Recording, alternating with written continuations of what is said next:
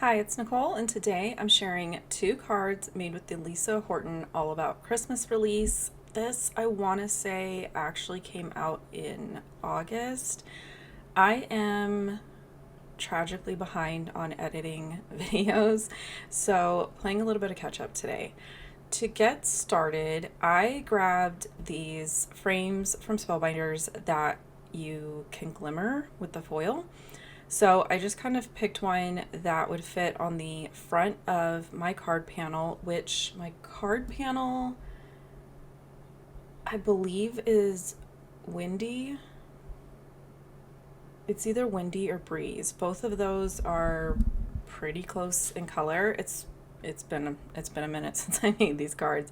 I will go ahead and list out the colors that I used down below in the description box. And the first thing that I am playing with is this bird set, which is, I believe it's called Little Birdies. This one I was excited to kind of play around with because I like being able to build scenes with die cuts, and this one I thought was just going to be really easy to be able to do that with. And the sentiments were actually left over from previous projects. Both this Christmas sentiment set and the Merry sentiment set, I want to say, I feel like are really good staples. The Merry set comes with the word Merry, and it's got 3 layers for the dies. Same thing for the Christmas one. But then they both have like a mini stamp set that has like the supporting phrases that you can either put before the word, after the word, and you can mix and match the two sets together. So I had pulled those out because, like I said, I used them on a previous project, and I really wanted to bring in the pops of red that we're going to see here in a little bit. I have been, when I sit down to work on stuff off to the side of my desk, I print out the die assembly instructions. It's usually located on the product in the Spellbinder store, like, you know, where you go and you look at like the image for the set, and then there's like the sample images.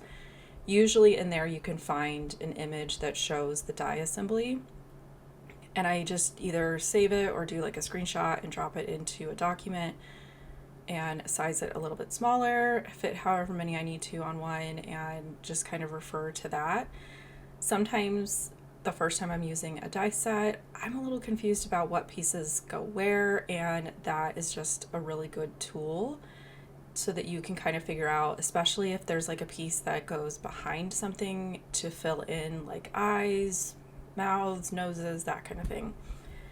I am going to go ahead and start building this scene. I've got one of the little birdies down here at the bottom, and then I'm going to fill in basically this front panel with the branches, the little tiny leaves, and the snow, and kind of making almost like a dimensional pattern paper. At first I was questioning if this was going to be too many branches, if the scene was going to be too full. Once I went through and added the sentiment and cut off all of the overhang, I loved it. I feel like this is one of the things with scene building, is sometimes more is better. It just adds more interest, more dimension, more layers, that kind of a thing. So I picked two of those leftover phrases that I had that would work together. And I really like how the red is going to kind of bring in those pops of color. Now, typically what I try to do, especially if I'm working within a suite of products, is to make multiple cards and keep them within the same color family. I didn't do that today, and I kind of wish that I had. I think that the second card that I'm getting ready to jump into would have looked really good with this like pale blue, red, white, pops of green. Plus, I just love how cards look together when they're coordinated color-wise. But for whatever reason, I was kind of stuck on this like pale pink, pale peachy type of vibe. So for the second card, which is like the foliage set, I pulled out some rose gold foil. I'm still using those glimmer frames from the first card, only this time I'm actually going to create an like a true frame on the alabaster cardstock. And then these are just some basic rectangle dies, also from Spellbinders. I'm going to find 2 sizes that will work to create a frame so that I'm left with just the foiled part. I was hoping to find one that would cut a little closer, but ultimately these 2 ended up working out pretty good.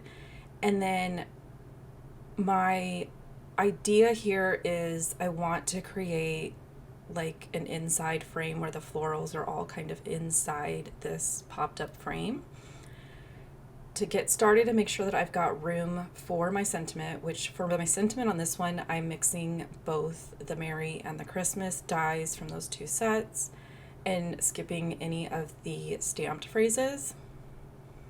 And I did the base layer with vellum, the middle layer with rose gold glitter cardstock from the Treasured Cardstock Assorted Pack, and then the top layer I think is chiffon. Again, I will double check my colors. I kind of have to compare my swatch sheet to my finished card when I go to post this over on YouTube, and I will just go ahead and list out the color wheel cardstocks that I used. This one was another one that I needed to print out the assembly guide just because there was a couple pieces that I was like, these don't seem to fit right, and I just kind of needed that visual reference. And then once I knew where everything was supposed to go, I was off and running. I'm gonna bring in a little bit darker color of the kind of peachy pinks to do these little like buds. And I did a mix of the greens for like the floral pieces. Now, before I put this frame on, I'm gonna go ahead and figure out like where it's centered, take a pencil and kind of trace out where this frame's gonna go. And I used one of the dies that was between the 2 sizes that I used to cut it, and I used that to mark placement of where everything's gonna go so that I don't have to mess with this actual frame, because the frame I want to have popped up and have all of the foliage kind of behind it. And I'm just gonna go kind of back and forth between the different colors and kind of start with some of these bigger pieces. This would be so fun to do where the actual foliage kind of makes a wreath. I saw some examples like that. I think that's pretty much why a lot of this stuff is curved, is so that you can create like a wreath. I think this would have been really cute to do as like corners. So many different ideas. I feel like Spellbinders and their floral sets in particular are just really versatile, and they're the ones that I tend to gravitate towards, especially when they do like their big warehouse sale. I will kind of go and scoop up some of the floral sets that I don't already have. And I feel like this one was a good addition just because it's got those like holiday elements to it.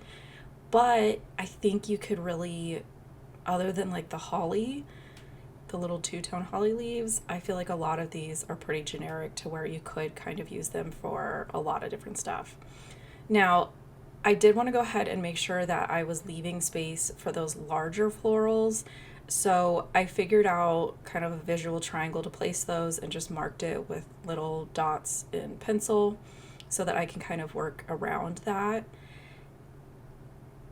And I'm cutting a lot of these so that they don't go past that pencil line, because again, I'm gonna bring in that foiled frame once I get all of these kind of placed in here.